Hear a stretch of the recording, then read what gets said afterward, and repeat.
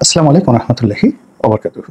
সম্মানিত দর্শক, ডক্টর মোহাম্মদ ইউনূসের যে লন্ডন সফর, সেই লন্ডন সফরের অনেকগুলো বিষয় নিয়ে বাংলাদেশে আলোচনা সমালোচনা রীতিমতো তুঙ্গে। বিভিন্নজন বিভিন্নভাবে বিষয়টি বিশ্লেষণ করার চেষ্টা করছেন।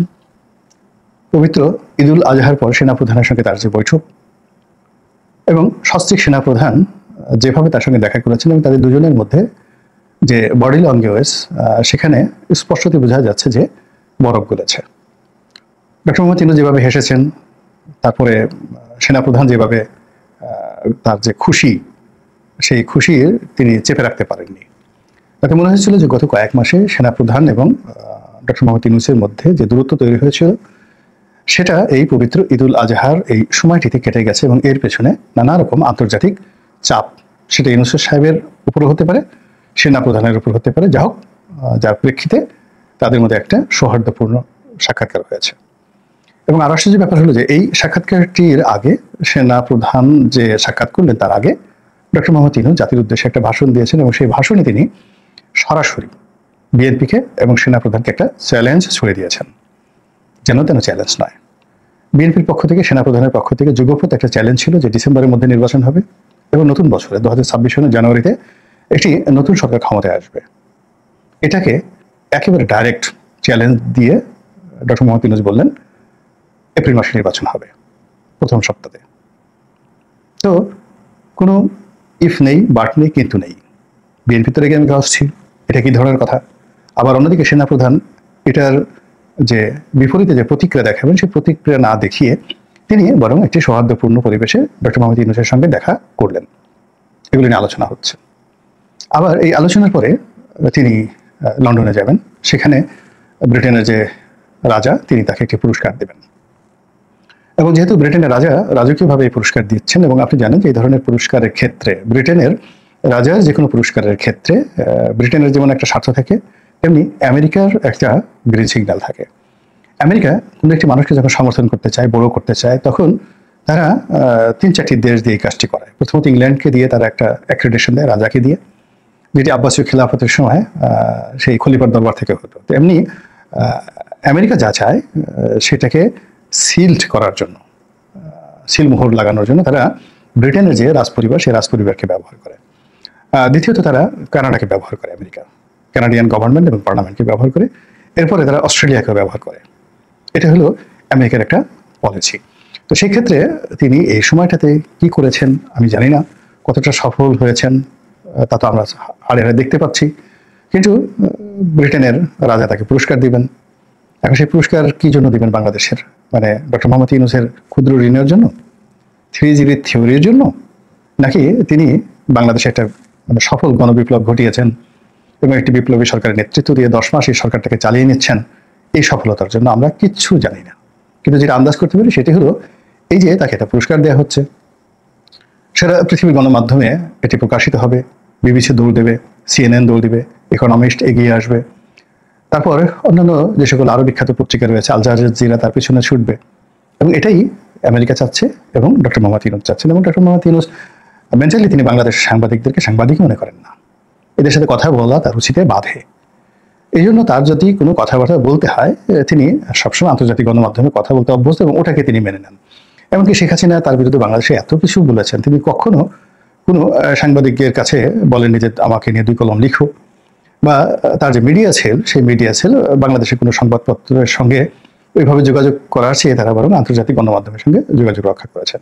তো এই যে ডক্টর মোহাম্মদ ইউনূসের আন্তর্জাতিকতা, মানে তিনি যদি বিদেশের মাটিতে বসে 1 কাপ চাও খান, এটি বাংলাদেশের ঘি পোলাও এসে তার কাছে উপাদেয়। তিনি যদি হোয়াইট হাউসের একজন অধস্তন কর্মকর্তা, তার সঙ্গে তিনি বৈঠক করেন কোনো একটা ক্যাফেটেরিয়াতে বসে, ওটা তার কাছে এতটা গুরুত্বপূর্ণ যে বাংলাদেশের যে কোনো রাজনৈতিক দলের হর্তাকর্তার সঙ্গে তার বৈঠক এসে ওটাকে তিনি গুরুত্বপূর্ণ মনে করেন।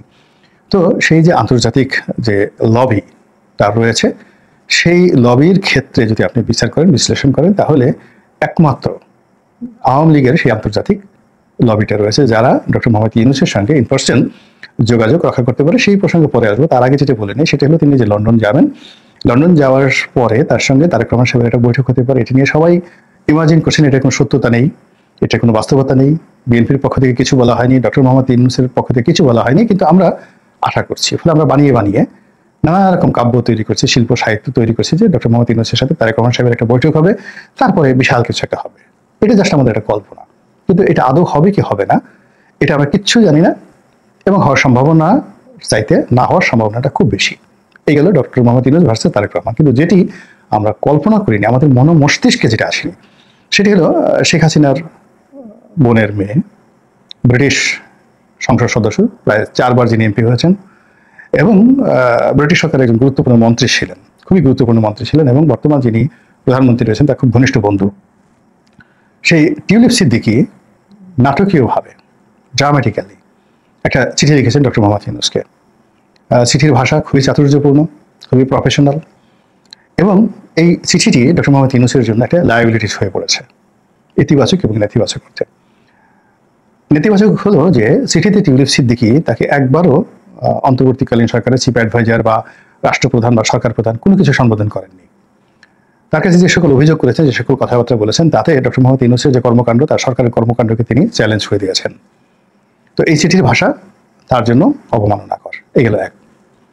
দ্বিতীয়ত, তিনি এই চিঠিটি লিখেছেন on behalf of British parliament, অর্থাৎ তিনি ব্যক্তি টিউলিপ সিদ্দিকী নন। তিনি সেখানে উল্লেখ করেছেন তার রাজনৈতিক পরিচয়, তিনি বর্তমানে সংসদ সদস্য এবং he is representing the British government and British parliament. তো ব্রিটিশ পার্লামেন্টের একজন member of parliament doctor Mohammad ইউনূসের সঙ্গে সাক্ষাৎ করার জন্য একটা চিঠি লিখেছেন, সেটা যে ভাষায় হোক না কেন, এটা যদি ডক্টর মোহাম্মদ ইউনূস রিফিউজ করেন, এটি ব্রিটিশ জাতির আত্মাভিমানে লাগবে। ব্রিটিশ এবং আমেরিকান তাদের সঙ্গে যারা কাজ করেছেন, মূল ব্যাপার হলো তাদের দেশে যদি আপনি একটা রাস্তার ছোট প্রাণীকে অপমান করেন, সেই অপমানের প্রতিশোধ নেওয়ার জন্য তারা যে কোনো মাটিকে ধুলায় মিশিয়ে দিতে পারে, এবং এটাই তাদের আভিজাত্য। এবং যখন যে রাষ্ট্র ক্ষমতায় থাকে তারা সবসময় এইভাবে তাদের আভিজাত্য তারা ফুটিয়ে তোলে। যেমন দেখা গেল মুসলমানরা খুব যখন ক্ষমতাধর, তখন হাজ্জাজ বিন ইউসুফের একটা চিঠির মর্যাদা দেয়নি সিন্ধু রাজদাহির, এই জন্য তিনি সিন্ধু দখল করে নিয়ে গেলেন। আবার দেখা গেল যে গজনীর সুলতান মাহমুদ, তো তিনি ভারত আক্রমণ করেন একের পর এক। তো এর পিছনে দেখা গেল যে তার কথা কেউ মানেনি। তো এরকম অসংখ্য ঘটনা রয়ে গেছে। তো সেইভাবে ব্রিটিশ আমেরিকানরা এখন মনে করে they are the lord of the rings, তারা সারা পৃথিবী শাসন করছেন। তো কাজেই তাদের যে কোনো একটা নাগরিক, এমপি তো দূরের কথা, মন্ত্রী তো দূরের কথা, যে কোনো একটা নাগরিক তাকে কোনো একটি রাষ্ট্র যদি অপমান করে, কষ্ট দেয়, তাহলে সেই রাষ্ট্রের বিরুদ্ধে তারা রীতিমতো যুদ্ধ ঘোষণা করে। তো সেই দিক থেকে টিউলিপ সিদ্দিকী যে চিঠিটা লিখেছেন, এটিকে ডক্টর মোহাম্মদ ইউনূস কীভাবে মূল্যায়ন করবে, তার উপর ব্রিটিশ সরকারের সঙ্গে তার সম্পর্ক নির্ভর করবে। এইরকম একটা কূটনৈতিক জটিলতায় টিউলিপ সিদ্দিকী তাকে ফেলে দিয়েছেন, এবং সেটি নিয়ে এখন আলোচনা হচ্ছে। তো কই বিএনপির সঙ্গে আলোচনা হবে সেটা বাদ দিয়ে এখন টিউলিপ সিদ্দিকীর সঙ্গে আলোচনা হবে, কি হবে না ইত্যাদি নিয়ে কথাবার্তা হচ্ছে। অর্থাৎ ঘুরে ফিরে আমরা আওয়ামী লীগকে, টিউলিপ সিদ্দিকী, ডক্টর মোহাম্মদ ইউনূসকে আবার একই সমীকরণে আনতে বাধ্য হচ্ছি। এবং ডক্টর মোহাম্মদ ইউনূসের যারা কঠোর সমর্থক, তারা নানা রকম ব্যঙ্গ করছেন। টিউলিপ সিদ্দিকী যদি তার কাছ থেকে তার কাছে পা ধরে মাপ চায়, কান ধরে উঠা বসা করে তার নামে, মানে ডক্টর মোহাম্মদ ইউনূসের সামনে, তো এইরকম কথাবার্তা বলা হচ্ছে। কিন্তু যেভাবেই আপনি বলেন না কেন, আলোচনাটা তারেক রহমান ভার্সেস ডক্টর মোহাম্মদ ইউনূস এখান থেকে সরে গিয়ে tulip Siddiqui versus doctor Mohammad Yunus হয়ে গেছে। This is one. Second thing হলো, বাস্তবভাবে আপনাকে জানতে হবে, বর্তমান ফ্রান্সের যে প্রেসিডেন্ট ইমানুয়েল ম্যাক্রো, তার সঙ্গে শেখ হাসিনার ব্যক্তিগত বন্ধুত্ব সম্পর্ক আপনারা সবাই জানেন, এবং তার সঙ্গে ব্যবসায়িক সম্পর্ক, পারিবারিক সম্পর্ক সব মিলিয়ে ইমানুয়েল ম্যাক্রোর সঙ্গে ডক্টর মোহাম্মদ ইউনূসের সম্পর্ক আছে। কিন্তু যখন শেখ হাসিনার প্রশ্ন আসছে, তখন ইমানুয়েল ম্যাক্রো ডক্টর মোহাম্মদ ইউনূসকে ওভাবে সম্মান করেননি। অতি সম্প্রতি ফ্রান্সে একটা বৈঠক হওয়ার কথা ছিল, এবং সেই বৈঠকে তিনি সাইড লাইনে ম্যাক্রোর সঙ্গে একটা বৈঠক করার চেষ্টা করেছেন, কিন্তু ম্যাক্রো সেটা অ্যাভয়েড করেছেন। ইট মিনস ফ্রান্সের সাথে, ম্যাক্রোর সাথে শেখ হাসিনার যে সম্পর্ক, ওই সম্পর্কটা এখন ডক্টর মোহাম্মদ ইউনূসের জন্য গলার কাটা হয়ে গেছে, আর শেখ হাসিনার জন্য it's a plus point. Similarly British রাজনীতিতে আওয়ামী লীগের যারা নেতাকর্মী রয়েছেন, সেখানে তাদের যথেষ্ট গুরুত্বপূর্ণ ভূমিকা আছে। এবং শেখ হাসিনা যখন ক্ষমতায় ছিলেন, লেবার পার্টিকে ক্ষমতায় আনার জন্য ব্রিটেনে যে সকল আওয়ামী লীগের নেতৃবৃন্দ রয়েছেন, they had a huge investment. অনেকে অভিযোগ করেন যে বাংলাদেশ থেকে হাজার হাজার কোটি টাকা গেছে ইংল্যান্ডে টিউলিপ সিদ্দিকী এমপিকে বানানোর জন্য এবং লেবার পার্টিকে ক্ষমতা আনার জন্য। এই একই ঘটনা ঘটেছে। আবার অনেকে যেমন বলেন যে ডোনাল্ড ট্রাম্পকে ক্ষমতা আনার জন্য শেখ হাসিনা হিউজ ইনভেস্টমেন্ট করেছেন, সেখানে হিউজ ইনভেস্টমেন্ট করেছেন। তো হিউজ ইনভেস্টমেন্ট করার কারণে কি হচ্ছে, আপনি দেখেন জয় সেখানে 1 ঘন্টার নোটিশে আমেরিকাতে নাগরিকত্ব পেয়ে গেল। এটা সম্ভব না, আমেরিকার মতো জায়গা থেকে এত ইজি নয়। এবং আমেরিকার মতো জায়গাতে যেখানে আমরা বলছি যে সে 10,000 কোটি টাকা, 20,000, 50,000, যে যার মতো করে 1 লক্ষ কোটি টাকা জয় পাচার করেছে, কিন্তু যেখানে ডোনাল্ড ট্রাম্পের টাকার লেনদেন নিয়ে মামলা হয়, যেখানে সামান্য একটু অ্যাকাউন্টিং গন্ডগোলের কারণে মার্ক জাকারবার্গ, ফেসবুকের মালিক, তাকে আদালতে দাঁড়িয়ে থাকতে হয়, যেখানে ইলন মাস্ককে ছিটকে পড়তে হয় ডোনাল্ড ট্রাম্পের প্রশাসন থেকে, যেখানে বিল গেটস থেকে শুরু করে অ্যাপেল তাদের বিরুদ্ধে মামলা হয়, তার আগে আদালতে দাঁড়িয়ে থাকেন হাত জোড় করে। তো সেখানে জয় বাংলাদেশ থেকে 1 লক্ষ কোটি টাকা সেখানে নিয়ে গেছেন, যদি সত্য হয়, তাহলে তিনি এখনো কেন অ্যারেস্ট হননি, তাকে কেন জেলে যেতে হয়নি, FBI কেন তাকে ব্যবস্থা নিচ্ছে না?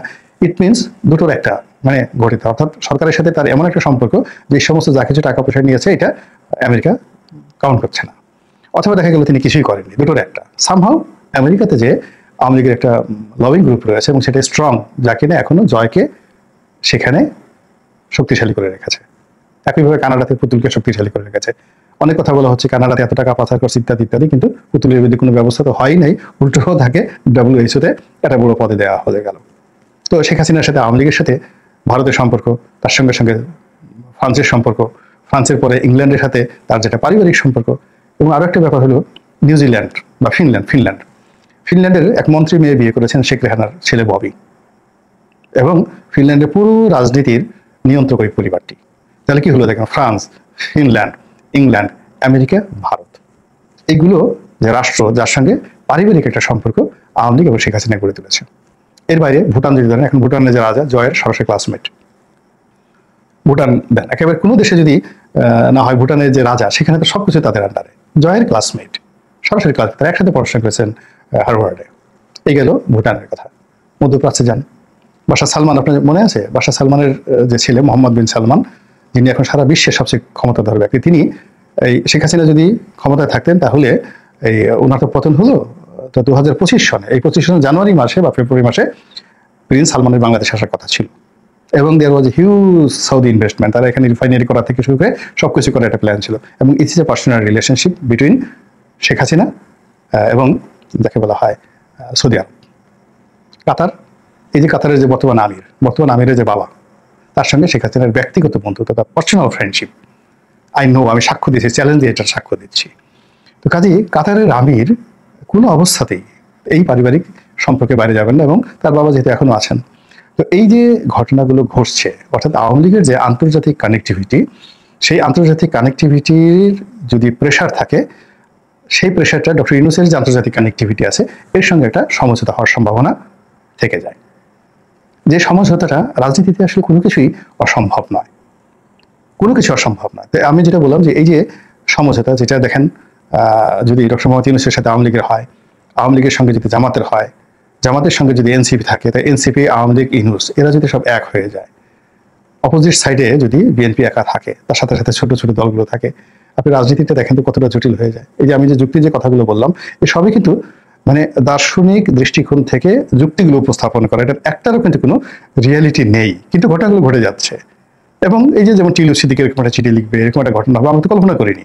আগামীতেও এর চেয়েও জটিল এবং আশ্চর্য ঘটনা ঘটে যেতে পারে। ভারত যেভাবে জেদ ধরে আছে, ভারতের সাথে সম্পর্ক করতে গেলে ডক্টর মোহাম্মদ ইউনূস তো আমরা এখন সবাই নিশ্চিত যে তিনি এপ্রিল মাসে নির্বাচন কথা বললেও এপ্রিল মাসে তিনি যাবেন না।